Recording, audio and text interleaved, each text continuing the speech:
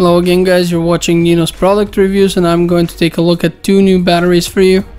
On the left side we have the Intocircuit Mini 3000 power amp battery, and on the right side, the one in the back right now, we have the Intocircuit 11200 milliamp battery.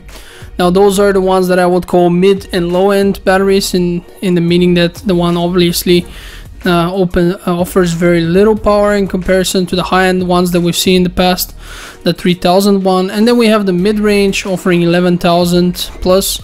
That one's gonna be somewhere in the middle. It's gonna give you a few charges, but it's also not something that can really compete with the big ones.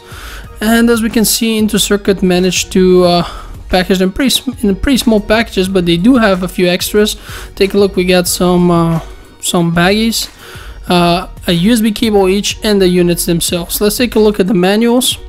Now this is the one from the 3000. Obviously it appears to have English language, and that's pretty much it. One language. Well, for people who watch this review, this should be more than enough, I believe. It looks like we got a flyer. And what do we have here? Where's the manual? There should be a manual in here, I believe. Or let me take a look, maybe I missed it. Hold on. Yep, there it is. Okay, so there's an operational guide here as well. English appears to be the language of choice here. Let's see if we got any other ones. Nope, looks like we got only English here as well.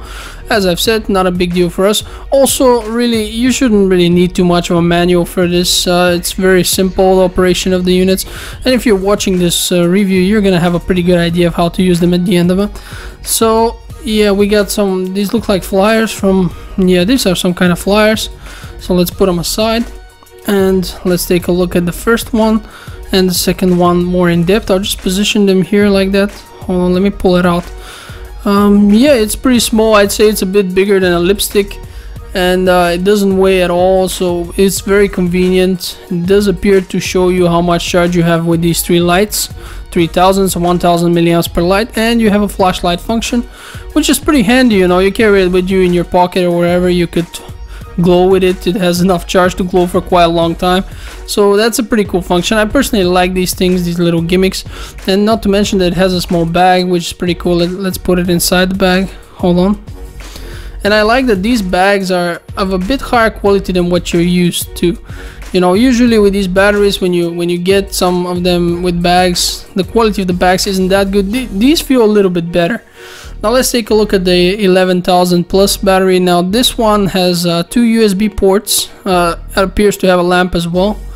There it is in the middle, if you can see it.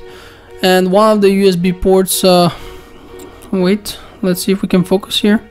Nope, doesn't want to join the focusing. But one of the USB ports can charge a phone, the other one can charge any phone or a tablet. You do have a screen which is going to show you how much you have left, and we're gonna take a more in-depth look in a few seconds. I just want to position them next to each other like that so we can get a feel for what's exactly inside the package. Alright, I'll just put it back in here, the cable next to it, baggie, and here as well. So let's take a more in-depth look at these two devices. On the right side we have the slightly bigger one, 11,200 milliamps, and I figured out that this is the button we need to press. I wasn't sure if that's a button, although it says on off. Now as we can take a look, the display lights up. We have a lamp again like the other one. When we double click, that's pretty useful. I like it. The display seems to be pretty nice, however the viewing angles are bad. So almost everything, as you can see, almost as soon as I don't look almost straight at it, I can't really tell what's up. In some angles I can see more. Okay, the camera is having a harder time sometimes actually, but all in all the viewing angles aren't that good. Okay, you see right now the camera can't see anything. My human eye can see a little bit more, but like I said, anyway, that's not so important because it's not a laptop or anything that you need to look at the screen all the time. And on the small one we see we have one USB entry here and one charging port, as well as the small flashlight function. Now this one has two USB ports. I will try to make it more visible. As you can see on the left side we got a 2.8, 2.18, and on the right side a 1.08. That means that the left port can actually charge a tablet and smartphones, while the right port is basically mostly for smartphones. Now we're gonna take my Note 3 and we're gonna try charging it with the small one first. Hold on. I'm gonna use the cables that are provided in the package. I like to do that to see if the cable is also functioning. Now, sorry about that, it's just that the 3.0 port on my Note 3 is compatible, backwards compatible, but you gotta be careful how you try to plug the cables. Now let me put that one in, like so, and then I'm gonna press this button, and here we go. It's starting to charge, so it works wonderfully. However, one must consider that it will not be able to deliver a full Note 3 charge. Look, one of them is blinking, indicating that the first 1000 milliamperes are being used. It will not be able to deliver a full charge because the Note uses a 3350 milliampere battery, while this only offers 3000, but it's still going to be able to give you that kick if you're on the go and your mobile phone is about to die. You could surely, with this I managed to squeeze out about 70% on my Note. Now here I'm going to connect it to one of the ports. It really doesn't matter which one, since the higher ampere port can just downgrade itself, so to speak of, and still deliver the optimum charge for the phone. Here we go, it lights up immediately, it goes automatically basically and starts charging the phone, which is pretty nice. Yeah, it shows that it's the 2.1A entry that I'm using. It recognizes that. So what I'm gonna do is I'm gonna now disconnect this and reconnect it in the other entry to see if that will be recognized as well. Shouldn't be a reason why that's not happening, but let's test it. Yep, there we go. It's the 1.0 ampere entry. So yes, no matter which port we use, it seems to deliver an adequate amount of power from my phone, so that's a good sign. But now let's move on to checking the size out in comparison to my Note 3 again. And as you can see, it's significantly smaller than Note 3, albeit thicker.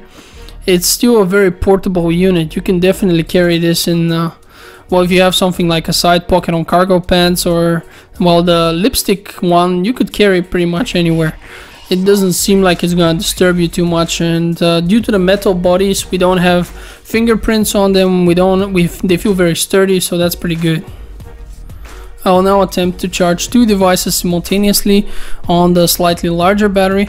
I'm going to use my Amazon Kindle and my Note 3, and let's plug these in. First the Note, I guess. It doesn't really matter, the order is of no importance here whatsoever. Now the manufacturer states that both devices should be able to be charged, and that's what we're going to test here. You should pay attention that to connect the larger device in the 2.1 amps entry and the smaller one respectively in the 1.0. So that's what I'm gonna do, and the 1.0 is being recognized already. Now let's plug in the Kindle and see if that one's gonna be charged as well. Hold on. And technically there's no reason for that not to happen, but we have to take a look at it. Okay, now let's see if both cables will be effectively recognized. For now we have the 1.0 only. There we go, 2.1. That means both are being effectively charged, and we're going to check the devices themselves to see what they see. Okay, so we got the light here, definitely being charged, and that one's charged as well.